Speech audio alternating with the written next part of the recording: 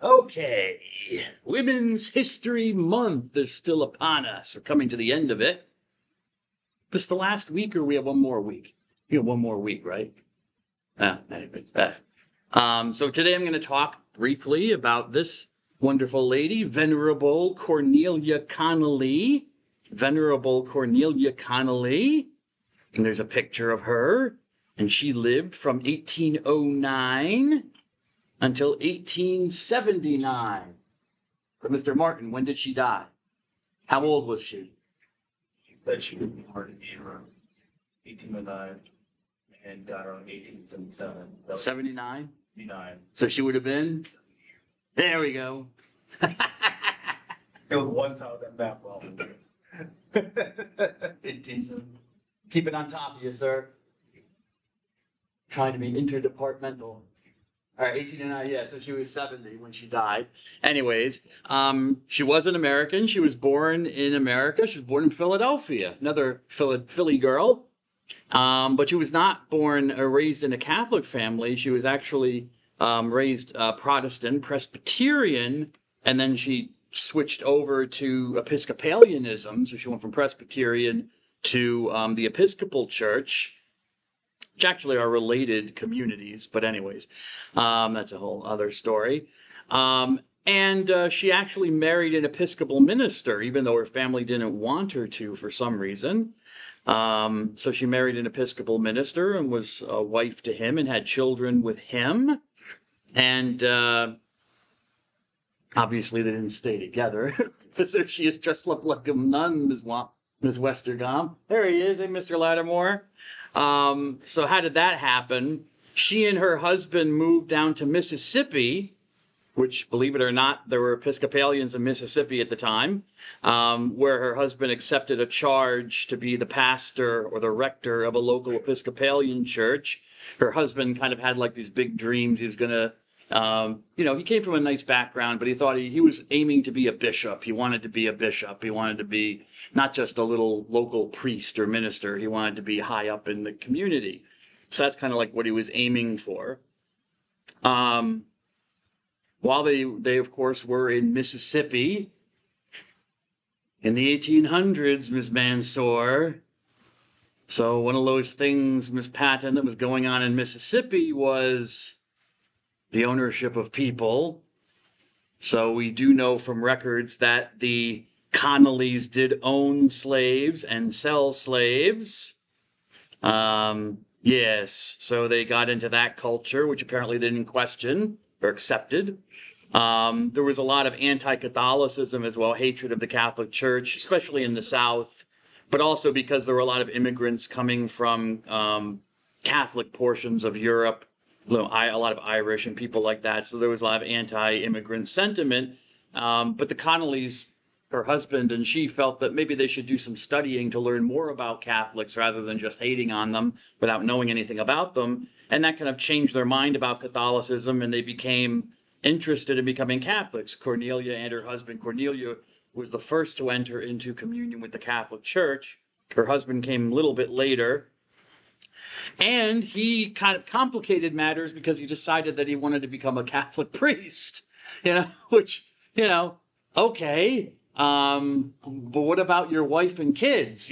Because, the Catholic Church at the time, at least the Roman Church did not and still doesn't typically ordain married men, but certainly in the 1800s, that was a hard and fast rule. So they first when he actually spoke with the Pope. Pope Gregory the 16th, I think. He actually met with Pope Gregory the 16th. All these people getting audiences with the popes, like Kathleen Drexel, Mother Cabrini. I can't see the Pope, Probably worried what I'd say to the Pope, Yes, sir. Anyways, this dude gets an audience with the Pope, and they kind of tried to encourage him to join the Eastern Catholic churches, because the Eastern Catholic churches, of which I am a member, the Ukrainian Catholic Church, have always had married clergy. Actually, the Western Church had married clergy too. It's only been 1,000 years that the rule has been only celibates. But anyways, and so they, said, well, why don't you consider one of the Eastern Catholic churches? And he said, no, I really don't. I'm not interested in that. Because he found out that, yes, in the Eastern Catholic Church, bishops do have to be celibate. Priests can be married, deacons can be married, but bishops, no. Bishops have to be unmarried. And so usually they're taken from amongst the monks. So once he heard that, remember, he wanted to be a bishop in the Episcopal Church, and when he found out, well, that's not going to happen either way, he's like, no, I'll be a Roman Catholic priest, which required the permission of his wife. She had to give permission for him to be ordained a priest. And of course, they would have to separate. They couldn't have sexual relations after that, according to the rules, which they did. But, and so they kind of went both their own ways. Her husband went off pursuing his priestly career, and she went off and she eventually founded her own religious group, which they show you here. The, the Society of the Holy Child Jesus, Society, a group of sisters. So that's what she did, the Society of the Holy Child of Jesus. Things didn't work out for her husband, though. I guess things didn't pan out for him. He stopped liking being a priest, or maybe thought he wasn't even going to be a Catholic bishop eventually. So he decided, I don't want to do this anymore. And he expected Cornelia just to come back to him. Well, now she was a sister. The marriage was there. It wasn't dissolved. They were just living in separation. It's not like it was a valid marriage. But he's like, oh no, come back and we'll go back to married life. Like, I'm not a priest and you're not a sister. And she's like, no, I found my calling. This is what I want to do. You apparently found what you wanted to do. No, I don't want to do that anymore. And the husband got a little bit nasty about it, took her to court to sue her because, he was suing for his conjugal rights. Because back then, according to the law, and part of marriage as a contract was that the spouses were required to give themselves sexually to each other, conjugal rights. And you couldn't deny that, so you could take him to court. So he's taken her, this priest is taking his wife, but now a nun, to court to assert his husbandly rights over her, which he actually won the case. She lost, but she won on appeal, which I guess was good because that would have been a little bit weird. But anyway, she won on appeal, and her husband just left the church and started just writing anti-Catholic books and basically smearing her. Because of course the newspapers got involved. It was a very sensational kind of story. Look how the church is keeping a husband and wife away from each other and stuff. Of course, when he went to court, he never mentioned the fact that he was a Catholic priest now and had taken a vow or a promise of celibacy, of continence, of not having sexual activity. Kind of left that part out before the court. But anyways, so she suffered. So this is kind of a quirky one, but she apparently was a holy woman, and she accepted her sufferings, and she stayed faithful to her commitment, even though her husband did whatever he was going to do. And so now she's on the second stage. She is a venerable. So I asked Venerable Cornelia to help us and pray for us, especially those of us who might be having kind of weird things going on in our life, because life can be weird, that God will help us get through it and to deal with, maybe some of the pain and suffering that other people cause us, whether they know it or not. Amen. All right.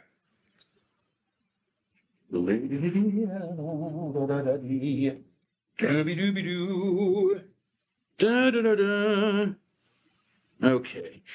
Mr. Lattimore, do you want to see me after class? Well, we should talk anyways.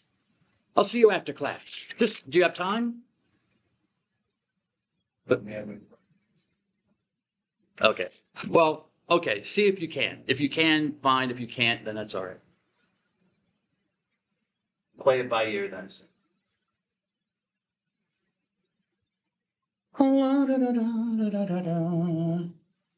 All righty. So God willing, we'll finish the Bible today. Please remember that minor project number 3 is up and should be available. Should have been available yesterday on the board. I'm going to pass it. go back to this for 1 second. Actually, I'll pass over this. So you can start doing minor project 3. Oh, excuse me. Wrong class. So silly me. Stupid. Forget what I said. There is no minor project. Because I get my wires crossed with classes. The paper. I'm still grading the papers. I'm almost done with them. There will probably be extra credits at the end of the semester, near the end of the semester. Probably give you some extra credits about, because I haven't asked all the questions that I could ask about like Women's History Month or Black History Month. So I'll probably put out some extra credit quizzes on those with questions. So if anyone wants to get some, maybe some points or stuff if your grade is somewhat low. Okay.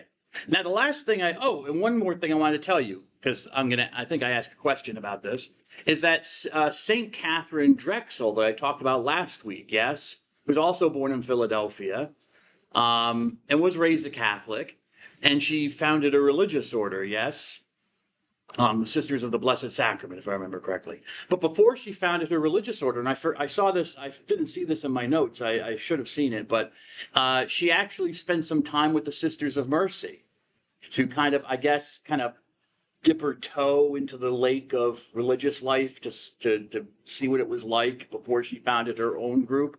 So for a little bit of a while, she was not a full member, but she was associated with the Sisters of Mercy, which again is associated with Women in Mercy because this school was founded by the Sisters of Mercy. So there's another connection. Have you noticed so far that all the saints, the American saints that I've been doing, are all women? Isn't that interesting? Where are the men? The first saint is a woman, Frances Cabrini. The second saint's a woman, Elizabeth Ann Seton. And then the third saint, it's like, where are all the dudes pushing for holiness in America? That's St. Sean Urban, yes. Anyways, okay, the Bible. And I talked about the Old Testament, and the last thing I told you was that it was in the 1400s. Actually, I can give you the exact date if you're curious. I think it was 1442, if I remember correctly, but let me just look at my notes here. Keep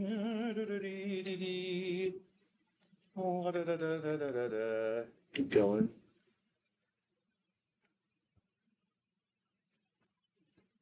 Oops. Went too far.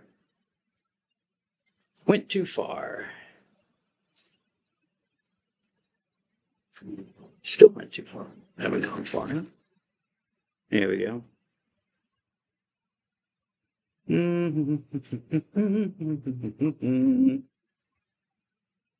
Oh, okay. Well, I guess I didn't. I think it's 1442. I thought I put it specifically here in my notes. But yeah, the Council of Florence, which was held in Italy in the 1400s. If you go on the internet, just so you're not confused, and even in books, legitimate books, and they're not wrong to say this, you oftentimes hear that it was the Council of Trent, which was also held in Italy, actually out on the borderlands of Italy. I think it might have been the Holy Roman Empire. But anyways, the Council of Trent, which was actually held in the mid-1500s, okay, so like a century later, you'll hear that that's where the canon of both the Old Testament and the New Testament was officially confirmed. And I'm saying it's the Council of Florence. And so you might see that and be like, well, wait, is Dr. Dunn wrong? Because I thought it was the Council of Trent too, but doing further reading and research on these things, no, you find stuff out. And actually, technically, it was at the Council of Florence in the 1400s. And because we know this because at Trent, while it does give the official list of all the books that are in the Catholic Bible that we have today, okay, there was still a question mark because someone piped up and said, well, wait a second, didn't we do this at the Council of Florence? Didn't we give the official list? Yeah, but someone responded that it wasn't an official document of the council. It was just some profession of faith that was made by the I think the Eastern Emperor of from the Byzantine Empire. So, and it's in the records of the council, but it wasn't an official act of the council. So they didn't think it was an actually dogmatic statement and stuff like that. But someone's like, no, I kind of remember that it was part of the council. No, it wasn't. All right, that's fine. Do we have the records of the Council of Florence? Well, yes, we do. They're all the way down in Rome, though. So they actually had the actual records that had been transcribed shipped up to the Council of Trent so they could physically look at the records to see if this statement about the books of Scripture was just a statement, or was it actually a dogmatic, a teaching statement, the authority? And it was. It said this council convoked in the Holy Spirit, so it was part of the Acts of the Council itself, made part of the Acts of the Council. So technically, Florence and not Trent is the first in I'm almost sure it's 1442. The council went for a number of years, but the year was 1442 when this statement was issued. And so they proved it. It's not Trent. It's actually Florence, the first official list, even though there had been lists before, as I showed you. Unfortunately, in the interim, they lost that book. Thankfully, there were copies, but the book that they brought up from the count with the records, the Acts of the Council of Florence, to actually check, some douchebag lost it. So we don't have the original; we only have copies. Anyways, in the case of other Christians, Protestant Christians just accept the canon that the Jews eventually accepted, like I showed you. So when we saw on the internet the comparison of the canons, I showed you that even though the Protestant canon of the Old Testament is organized differently, it's organized like the Catholic Bible or Eastern Orthodox Bible, all the books are those that were in the Jewish canon. And the Protestant communities haven't had they don't have the same structure as, say, the Catholic Church or the Eastern churches, where they have like these church councils or they have a pope or something like that. They're all kind of separate communities on their own. So there haven't been any necessarily official statement by the Protestant communities, but there's general acceptance that what the Jews accept, we accept, because the Jews must know. That was their assumption.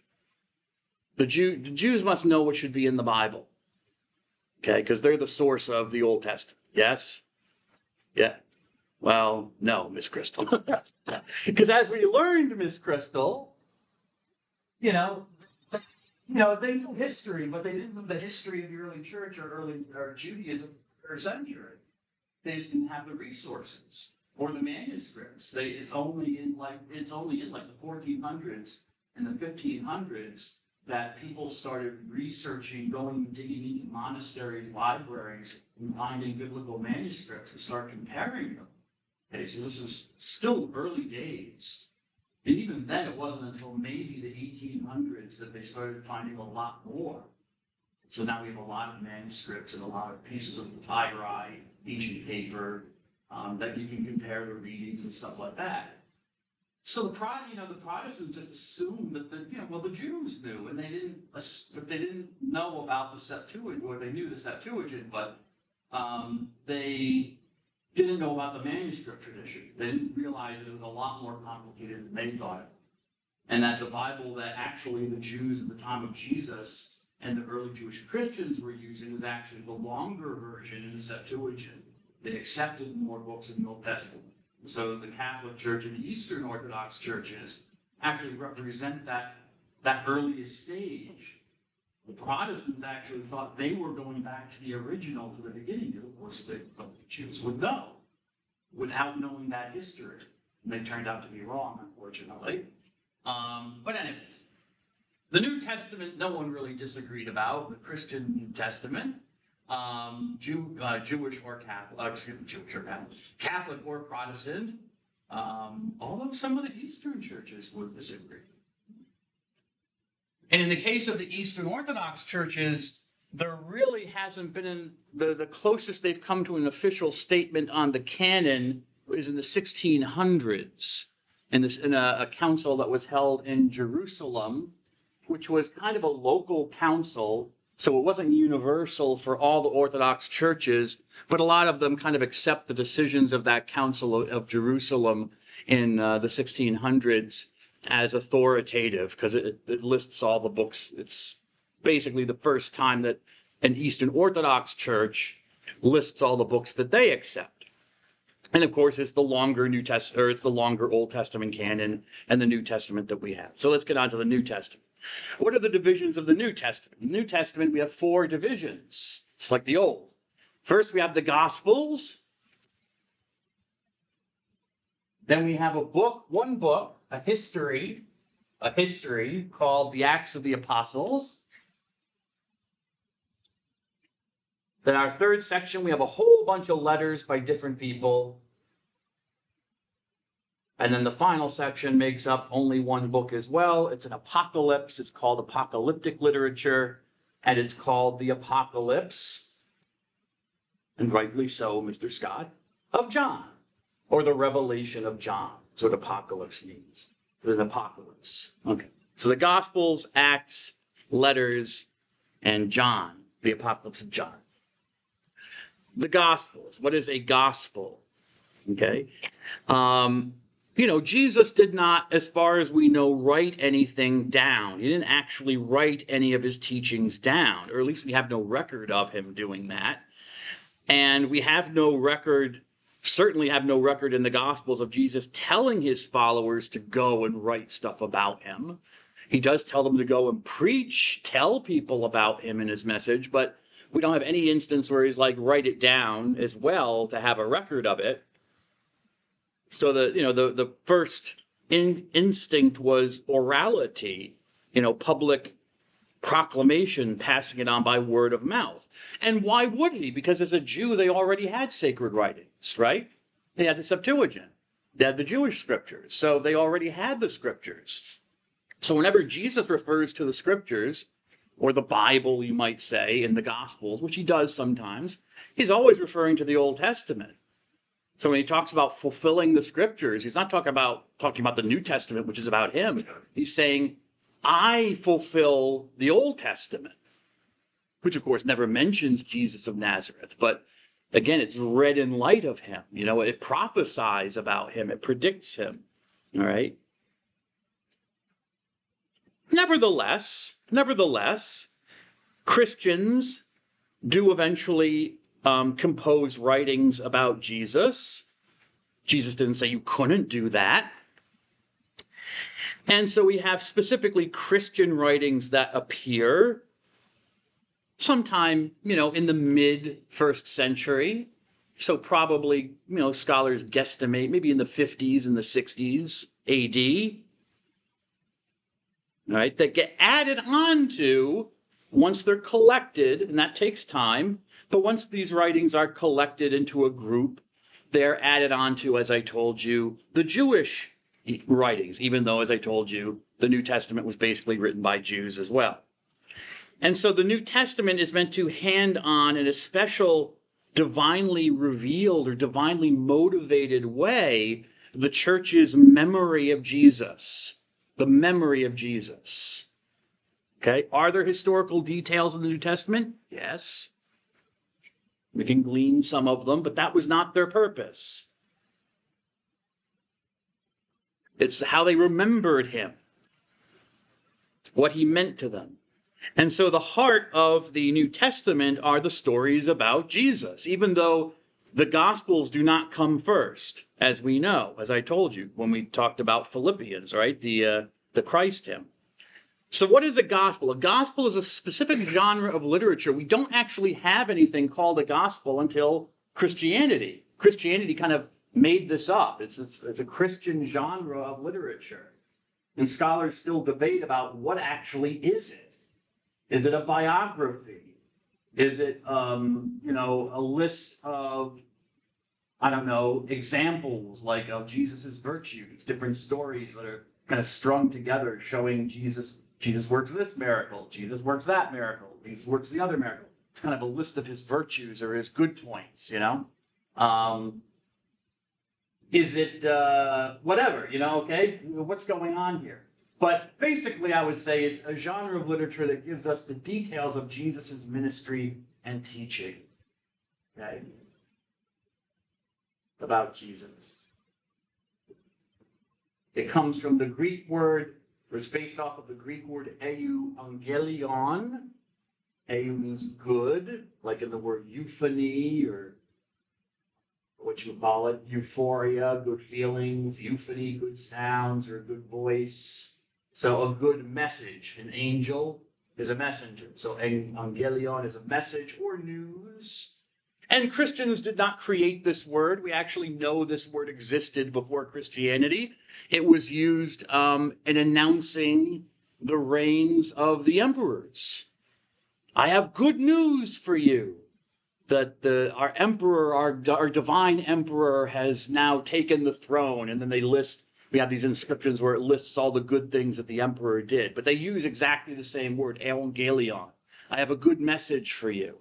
So Christians appropriate this for their king, their ruler. It is now the good news of the Christ, the Jewish Messiah, Jesus. And so they're going to tell you what makes it good news. So they tell you the things that he did during his ministry, but ultimately his ultimate acts of dying on the cross and being raised from the dead. That's the main focus. Okay. We have 4 Gospels, 4 separate writings about Jesus of Nazareth: Matthew, Mark, Luke, and John. Okay, and so there you can see their dates. And Mark is in capitals, all caps, and in red, and with asterisks. Mr. Bellamy, I went overboard. I know. All right. Anyways, just to show that Mark is the earliest and the most important or most significant out of the 4. Okay, so we have 4 tellings of the story of Jesus, of his all telling the same thing, his ministry basically. Okay, but written at different times. Mark, scholars think, was written first, sometime in the 60s, 65 to 70. And then come Matthew and Luke, written in the 80s, 80 to 85.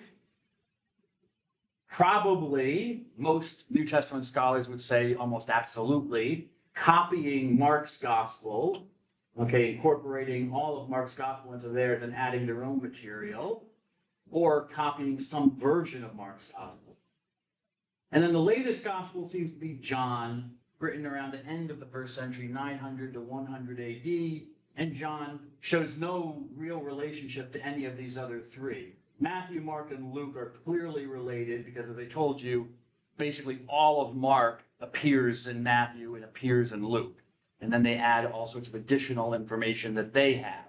You know, Luke has his own material, Matthew has his own stuff, okay, but Mark is there, okay? John doesn't seem to have any knowledge of Mark or of the other Gospels, so it seems to be completely independent of the other 3. That picture, I might have shown it to you before, but again, Papyrus 52, the ancient paper. You always want ancient paper, not really books or manuscripts or codices, because they come later. The most ancient form are scrolls, which are written on, well, paper. You know, they're taken from plants, reed papyrus, which is then beaten, and they beat the pulp into, they beat it out, let it dry in the sun, and it kind of melds together into a kind of a solid form that you can write on. Papyrus, paper. Get our word paper. So it's ancient paper. So you really want, if you find ancient paper, papyrus, then that's really good, because that means you got something quite old and closer to the original.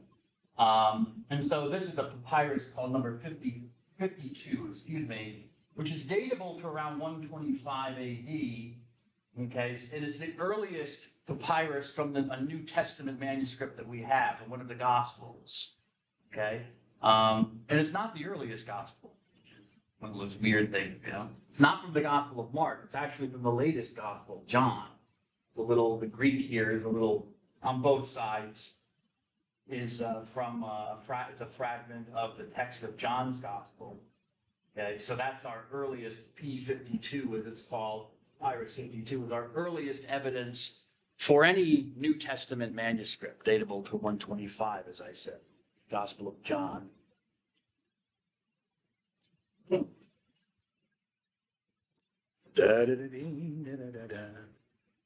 Dei Verbum, our friend Dei Verbum, number 19 or 18, excuse me.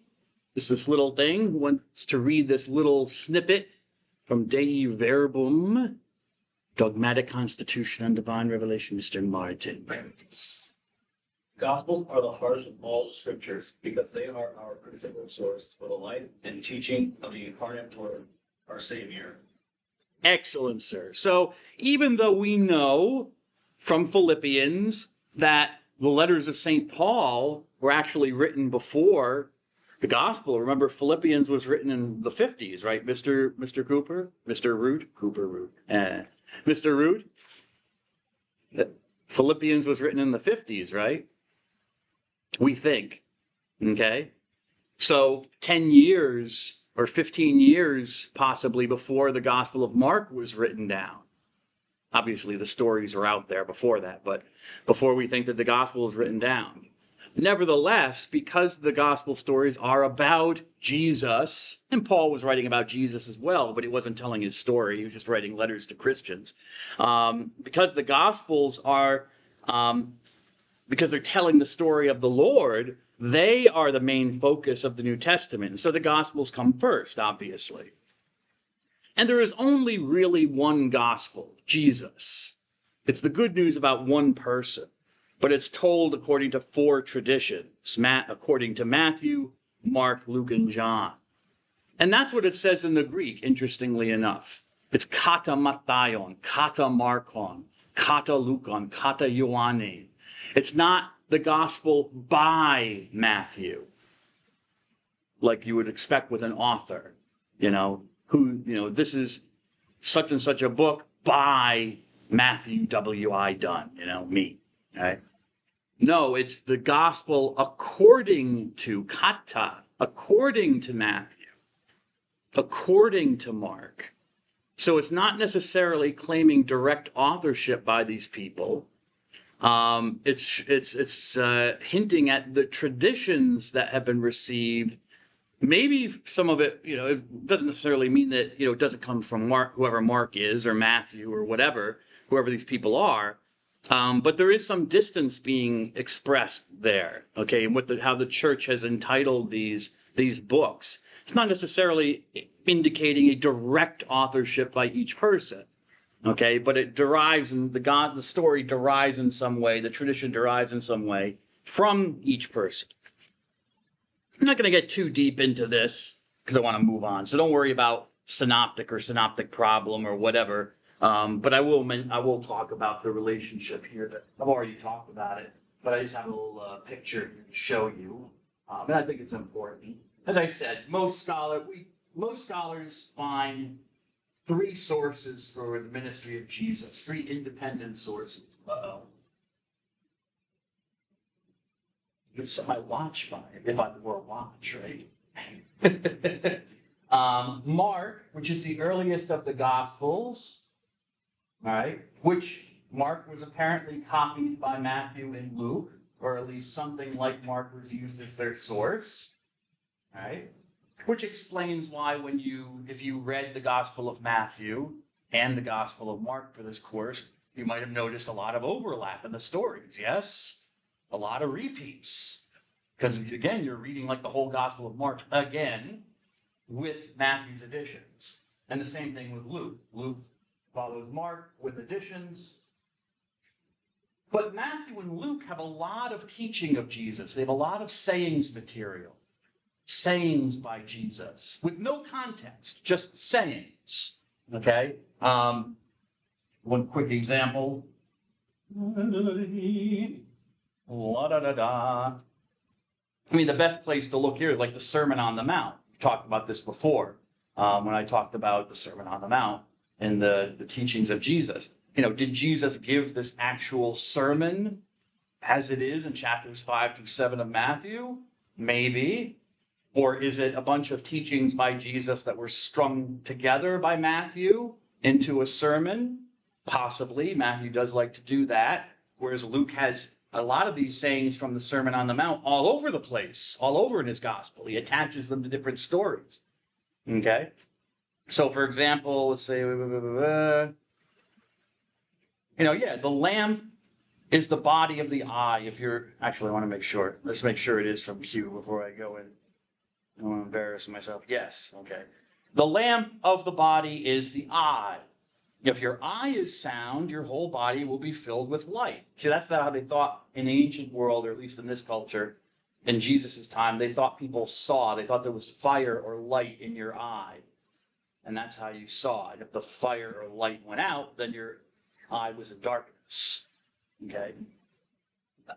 So your body's filled with light from your eye. But if the eye is bad, your whole body will be in darkness. And if the light in you is darkness, how great will the darkness be? This statement about the lamp, making this, statement of Jesus is found in Luke, but in another context. It's not in the Sermon on the Plain in Luke. If you look in your cross references, you go to Luke chapter 11.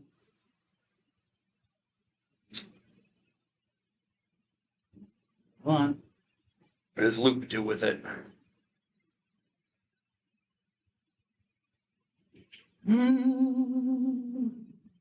Yeah, it's a completely different context. Just a bunch of sayings by Jesus. Where is it? It's a little bit different. No one who lights a lamp hides it away or places it under a bushel basket, but on a lampstand so that those who enter might see the light.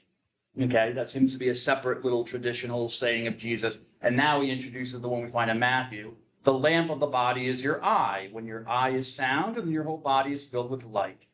But when it is bad, then your body is in darkness. Take care then that the light in you not become darkness. If your whole body is full of light and no part of it is in darkness, then it will be as full of light as a lamp illuminating you with its brightness. So he then makes the connection back to the original statement about lighting a lamp. All right. So obviously Luke is different. He's probably, I guess, coalescing or conflating two different statements by Jesus. And he's kind of giving it a different meaning. He's applying it differently. Matthew gives us no context in the Sermon on the Mount. It's just Jesus makes the statement about the lamp of the body is the eye, and the eye sound, then the body's full of light. These statements that Matthew and Luke share, but are not found in Mark, are called Q. Q. Why? We don't know. Why, Scott? How this material came to be identified with the letter Q, we don't know. A lot of times in books and stuff, you'll see that it comes from, they'll identify it with a German word, Quelle, which means source in German. Quelle. But really, we don't know. We don't know who was the first one to come up with calling the material Q. It's been lost in the mists of history. Maybe Johannes Weiss, I don't know. But Quelle, but whatever it is, it's just called Q, and it's all the material that Matthew and Luke share, and it's mostly sayings. There are some stories in it, but it seems to have mostly been a list of sayings by Jesus that was, I guess, passed on. As I said, there are some stories in it, so it might have had some stories as well. And then these sayings are known to Matthew and Luke, but not to Mark, apparently. They don't appear in Mark. And they incorporate the sayings within their Gospels according to different reasons, for different contexts, or how they want to use each. Right? In addition to using Mark and Q, Matthew and Luke also have their own material, but we don't know where they got it from. No clue. But it seems to be independently of each other. So, for the example, in Matthew and Luke, the first two chapters are the story of Jesus' birth, yes? But they're still very different. Matthew has Jesus, Joseph finding out Mary's pregnant, and he has a dream from an angel telling him, don't worry, take her as your wife. Then Jesus is born, which is hardly mentioned, his birth. It goes right to the Magi, right? The wise men, or these astrologers who show up in Jerusalem saying, where is the newborn king of the Jews? Then Jesus, Mary, and Joseph have to flee for their lives to Egypt. Then they come back. Luke doesn't know any of this. Luke's first couple of chapters are completely different, remember? Because we looked at them, There's a census under the Roman emperor, and so Joseph has to pack up the fam, and they have to go down to Bethlehem, yes, where Jesus is born, and then they go back to Nazareth. Well, actually, they make a pit stop in the temple to have Jesus circumcised, and then they go back to Nazareth, their hometown. Well, Matthew knows none of that story. So that seems to be independent and only known to Luke. And then there are other stories that each gospel, Matthew and Luke, have, which are called M for Matthew's special material, L for Luke's special material added on. John, as I said, is completely, or seems to be completely independent of all this. He's doing his own thing. He's telling mostly very different stories. There's only like one or two instances where John tells the same story or a story that's included in the other three Gospels, but almost everything else is very different. He has a lot of different materials about Jesus to work with. But when you read them, just one final point before I move on to Acts, when you read the Gospels, you can see that you're still getting the same Jesus. It's not like if you read the Gospel of Mark, Jesus is just a man. Okay? And when you get to the Gospel of John, Jesus is this full-blown God. All right? You do see development of thought. John, which scholars believe is later, has a very high view of Jesus. It's very clear that the divinity of Jesus is affirmed, but also his humanity. He's not a man. I mean, he's clearly a human being. I mean, John is the only gospel where it talks about Jesus crying. Jesus weeps over the death of a friend. Okay, stuff like that. Jesus gets annoyed, so Jesus still, is Jesus. He's a human being. Whereas in Mark's gospel, the earliest one, the focus is on, I guess you could say, more the humanity of Jesus. Although Mark still clearly thinks that Jesus is not just a human being. So it's not like you get a totally different. It's like you read one gospel and it's not Jesus, and the other, it's not the Jesus you've ever heard about. And then you get to another gospel. Okay, that's the Jesus I recognize. Oh, here's a third gospel. Oh, this Jesus is totally wacko. They're clearly telling the story of the same person, historical person, but they're telling it in their different ways because they're authors. They're artists. So they're painting the portrait with different highlights. Okay, with different purposes and different reasons, as some of you know. With Mark's community, the community that Mark was writing to from your paper, a lot of you know this, was probably a persecuted community, a community that was really being ground down under a lot suffering for being followers of Jesus. So their questions are what they're dealing with. Matthew's community seems to be very concerned about Jesus' Jewishness and what was the purpose of Judaism if Jesus has come? Why does it still exist? Are its rules still normative? So that's a big focus for Matthew. Okay, so it colors the kind of stories that the way they tell the stories they share, but also the stories that they don't tell or do tell. Because they're probably, well, I shouldn't say probably, we know Gospel of John even admits this. There are many more things that Jesus said and did that are not included here. This is at the end of John's Gospel, I think in chapter 20. So the author of John admits the fact that there are tons of things, apparently, that I have not included. I have included these things so that you may come to believe that Jesus is the Christ, the Son of God. All right? He wants the person to come to belief in Jesus. So these are what's important for you to know. Something else I wanted to say about that? The flip got into my head. Take a couple. Center, focus. Focus, Dr. Dunn.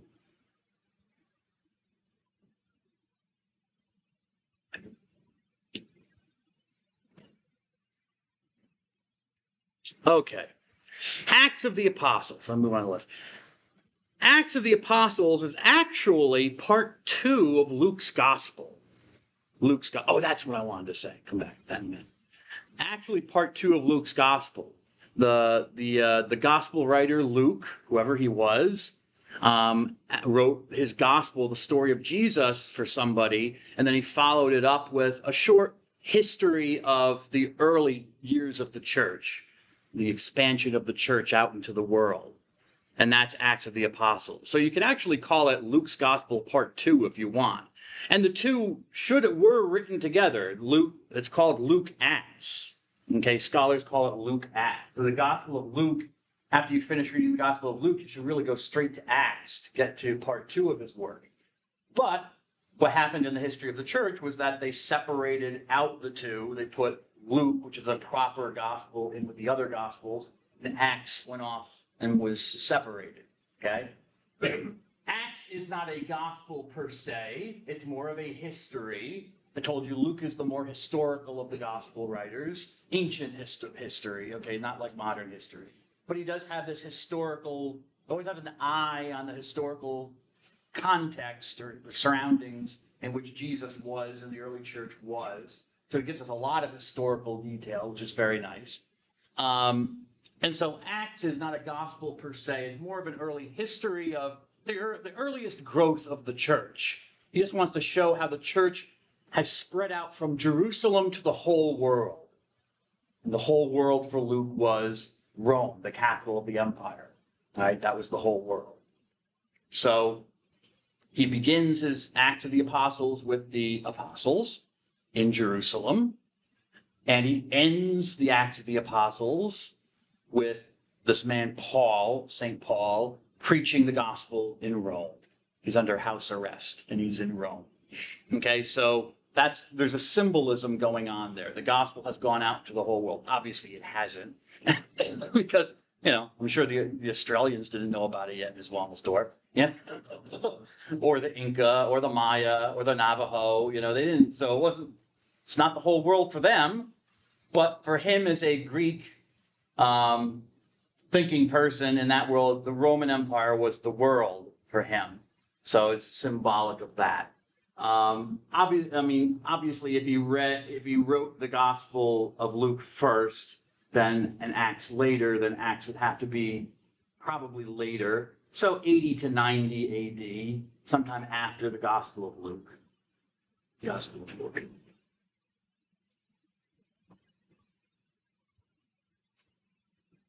The division of the Acts of the Apostles is pretty simple. Basically, the first half of Acts of the Apostles is focused on this apostle Peter, Simon Peter, who was a major force in the early church. And then the second half of Acts of the Apostles is focused on this man I mentioned named Paul, who is a convert to Christianity. He's actually a persecutor of the church, an opponent of Christianity, but he comes to believe in Jesus and then becomes its biggest promoter.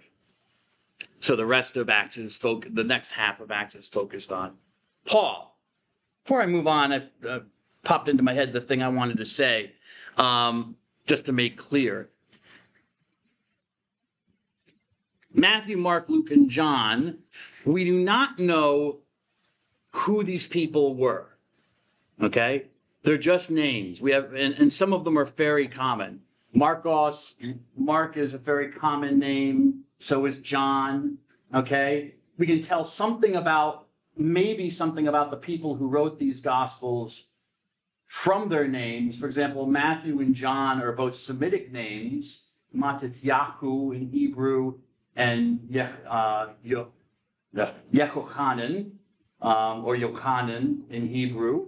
So these are Jewish names, John and Matthew, but they're very, especially John is a very common Jewish name. Who? Which John? He doesn't identify himself, okay, when he's writing the gospel. We know that Jesus had disciples named John, but he had a number of them. He had John, the son of Zebedee. There was John the Baptist, who was not a disciple of Jesus, but, he was associated with Jesus. So, we have at least two Johns to work from. A lot of times, there's John the Elder. There's another guy who has the name John the Elder, who probably wrote some of the letters of John and maybe wrote the Revelation of John. So we don't know. And it's a very common name, and he doesn't identify himself. Matthew is also, I don't know if it was a common name, but it's a Jewish name. Jesus apparently had a disciple named Matthew. Okay, he's also called Levi. Again, he doesn't identify himself as the writer of his gospel. Mark is not a Jewish name. Marcos is. What are we going to do with her? Marcos is I think it's a Latin name, actually. I don't think it's Greek. Luke is Greek. Actually, Luke is short for Lucius. Lucios. So it's kind of diminutive. It's kind of like, hey, Lukey, gossip by Lukey, almost like a nickname in a way. Interesting. But whatever. Luke is definitely a Greek name, so it's not a Jewish name. There is a man named John Mark who's mentioned by Luke in Acts of the Apostles. Okay, who is a Jew. He has a Jewish name, John, and also a Gentile name, Mark. Luke apparently is a Gentile. I don't think he was a Jew at all. I don't know if he was a convert to Judaism. He was a Christian. None of these works identifies the author. These are all traditional ascriptions, which may be historical. It may be an historical memory. Okay. Matthew and John were believed to be apostles of Jesus, so direct eyewitnesses. Okay. So sometimes in the ordering in some of the ancient manuscripts, the Gospels of Matthew and John come first. It's Matthew, John, Mark, Luke.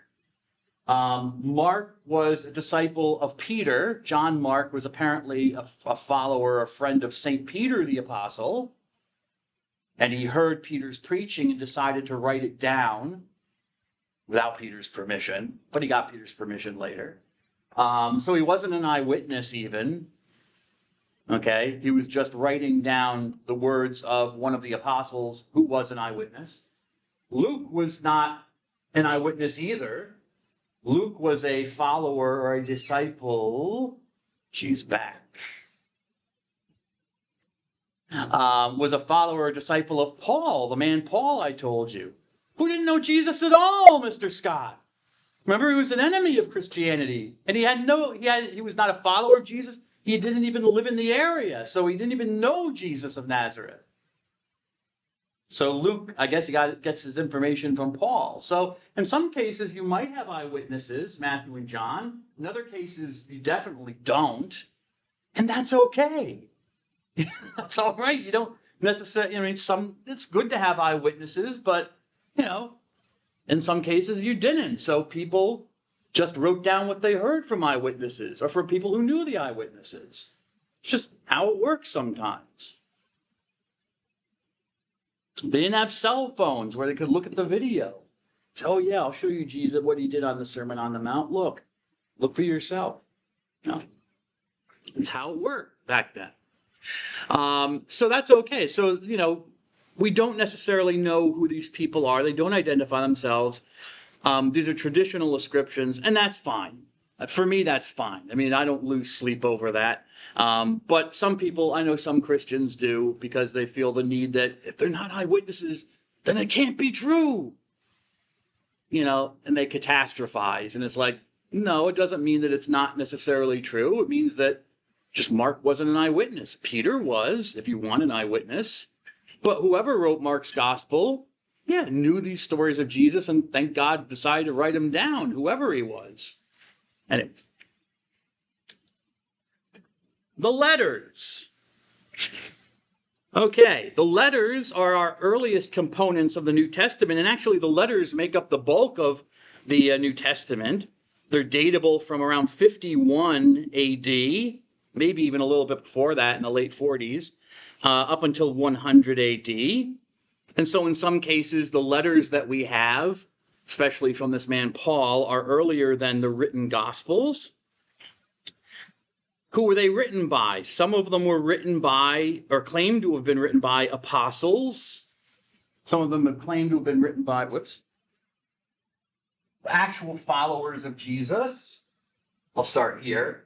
Peter, Simon Peter, James, That's a tough one because, again, James or Yaakov is a very common Jewish name, and Jesus had like 3 Jameses that followed him, and we and also James is in his family, so we're not, anyways.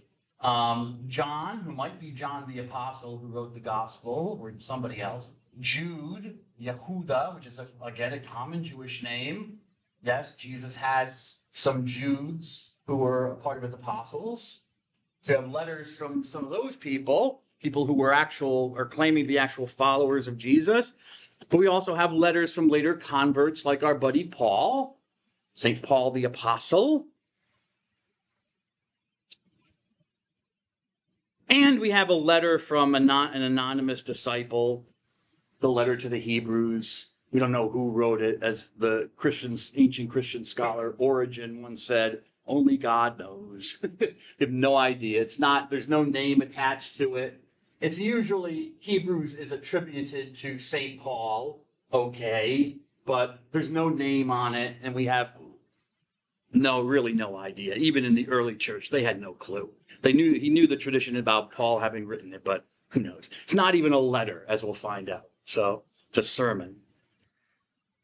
So interestingly, Paul, who didn't know Jesus at all, his letters make up the bulk of the New Testament. I didn't put down the statistics here, but they make maybe when I talk about Paul later. Yeah, but his letters make up the bulk of the New Testament writings. And these are the letters that are attributed to him. And scholars divide them up between letters that definitely come from Paul, and they're not sure if they're by Paul at all. They're written in the name of Paul, but people think that someone else wrote them in the name of Paul using his name just to kind of give it some cachet, some authority, but it wasn't really by Paul. So some scholars call them forgeries.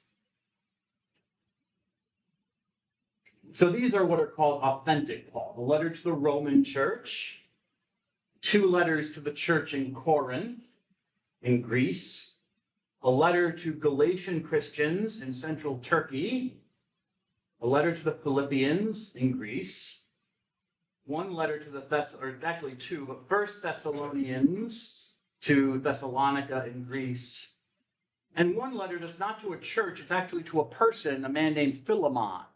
Philemon, short letter.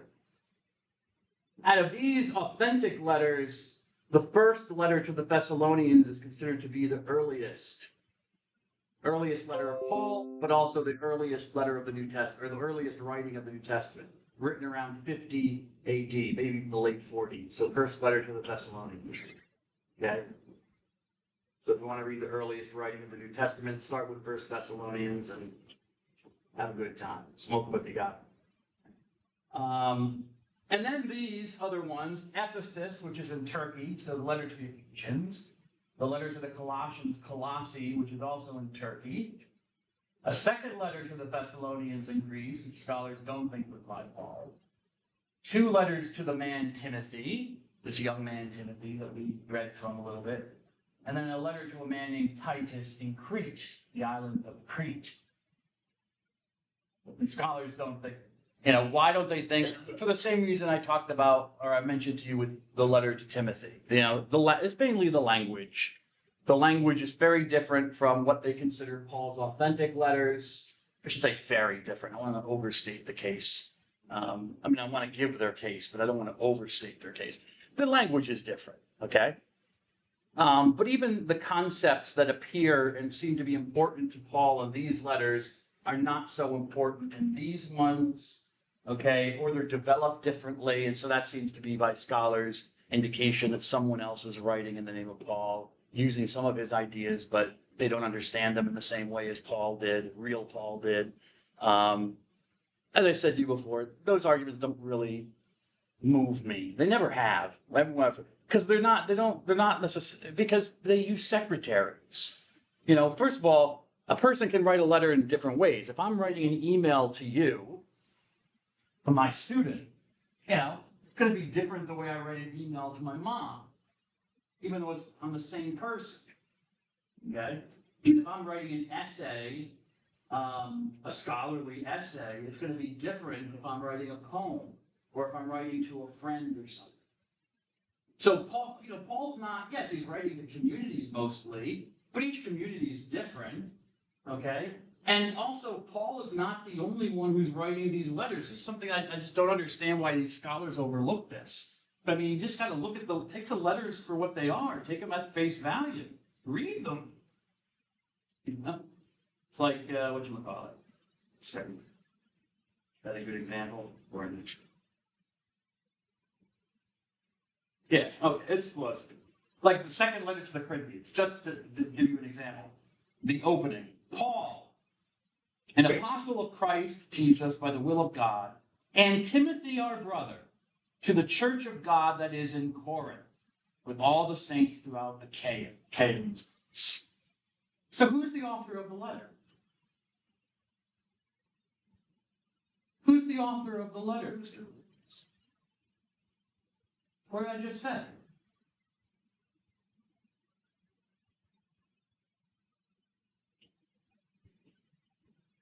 What did Paul just say? What did the letter just say? 2 Corinthians just say. Who's the author of the letter?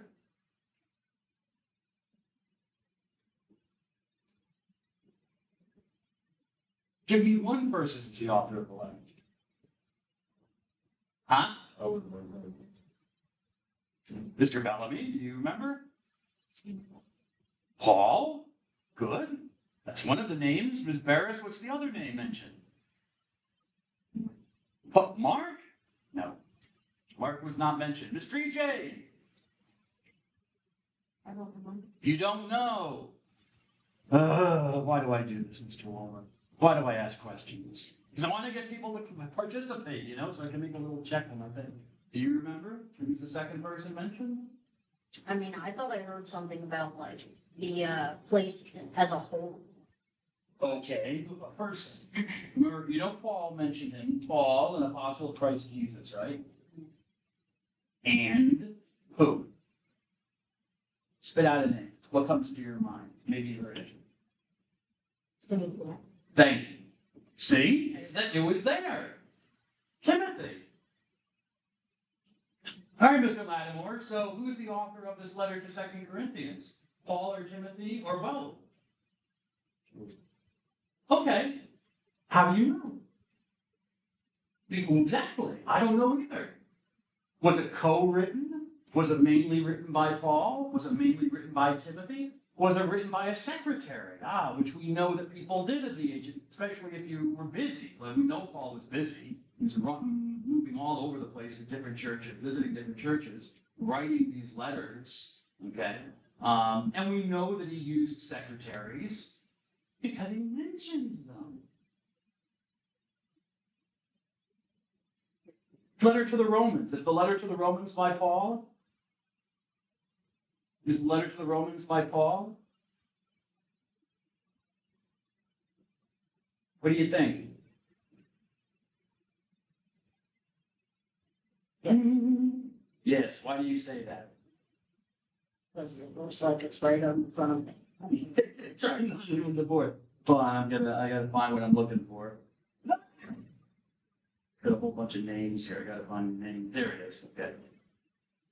If you ask any New Testament scholar, like 99% of them are, if you say, was Paul written by, or was Romans written by Paul? Oh, yes. Yes. Well, it's authentic, Paul. Definitely. God bless you.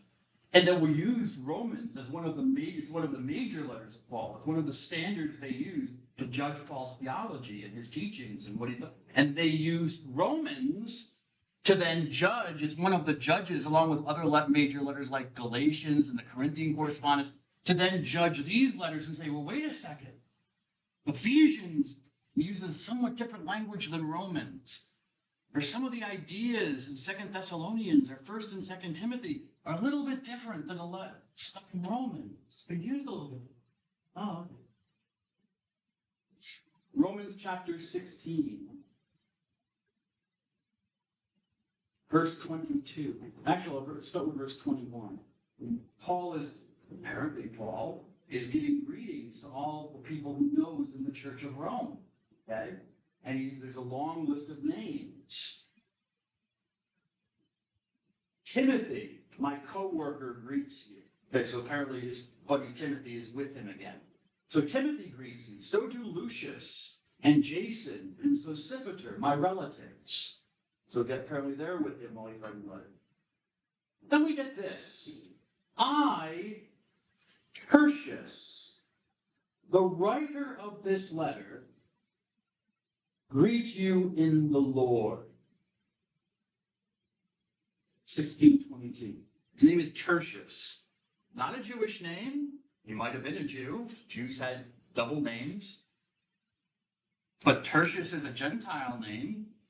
Who is Tertius? It's clearly not Paul.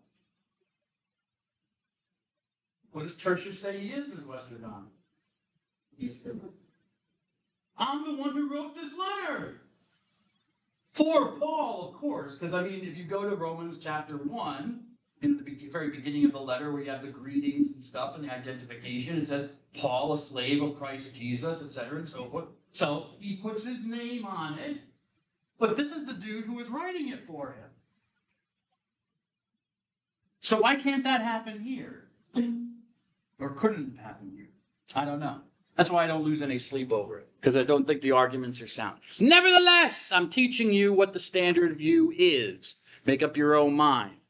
Those are letters of Paul, or the letters in the New Testament. The letters are they're written for all sorts of different purposes. Usually Paul is writing letters because there are problems in local churches that either he has founded or he's associated with. The Corinthians, you see there are two letters to the Corinthians. They were big troublemakers. I mean, Paul has a lot of problems with them. Incest, people showing up to mass drunk, all sorts of things. And Paul really has to bring down the hammer on these people and assert his authority as an apostle. So there are different reasons. I'm not going to go into the gritty details of all the letters, but they're another part of the New Testament. If you want to get an idea of what was going on in early Christianity, the good, the bad, and the ugly, because people, he calls them saints, right? When I read from 2 Corinthians to the saints in Achaia, but they weren't always acting like saints. It's what he wanted them to be. They weren't always doing that. And we find the same thing in the other letters by Peter or James or John. As I said, the letter to the Hebrews is more of a sermon that someone kind of attached a greeting to at the end and tried to make it into a letter. But the letter to the Hebrews is more properly, it should actually be probably separated out because it's more of a sermon or a homily on the priesthood of Jesus and how Jesus is a priest. Okay? How Jesus fulfills the temple sacrifices. That's what's going on in the letter to the Hebrews. That you don't need the temple so much anymore because Jesus' death on the cross is kind of the ultimate sacrifice. And then finally we come to the revelation of John. It's apocalyptic literature. And what is apocalyptic? It's a genre of literature that interprets history through symbolic visions of the future or of the spirit world. So visions of heaven, visions of the future, as I said.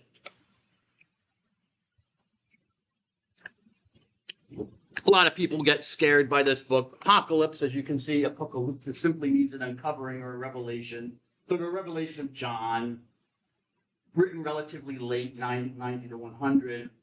John, we don't know who. John's a common name. John the Gospel writer? Maybe. We don't know. But there's another man who calls himself John the Elder, who doesn't seem to be the Gospel writer. But he just identifies himself as John in this book. But we don't know. Okay? Someone named John.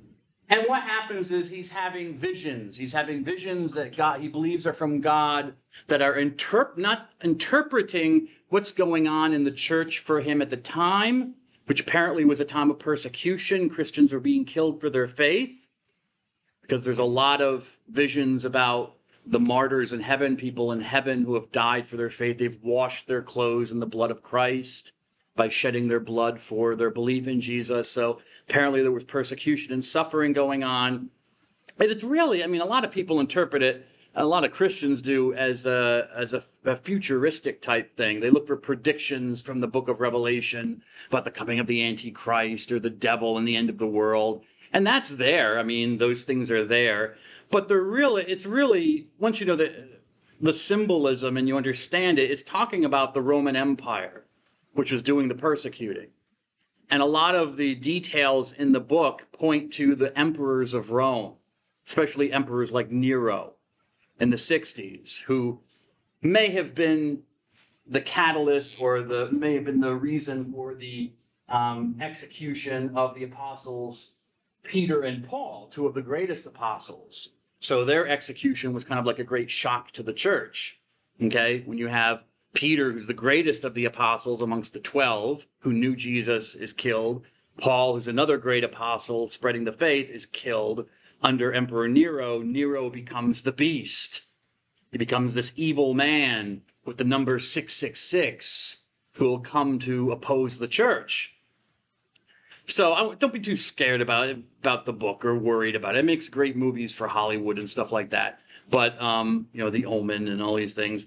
But it's really talking about more what's going on at the time. Maybe there's predictive stuff. Maybe there is a view to the future. I don't know. But I think the author had more in mind a commentary on what the Roman government was doing to the church and how it was harming the church at the time. Okay? And how Jesus would triumph over the church.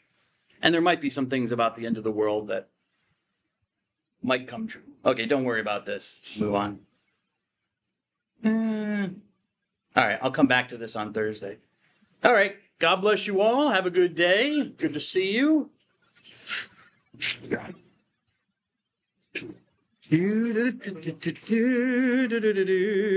Okay.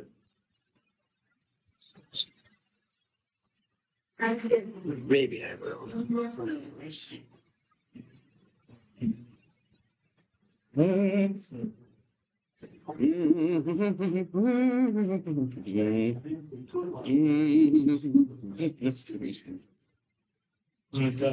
Have a good day, sir. No, he's gone. All right. So, sorry.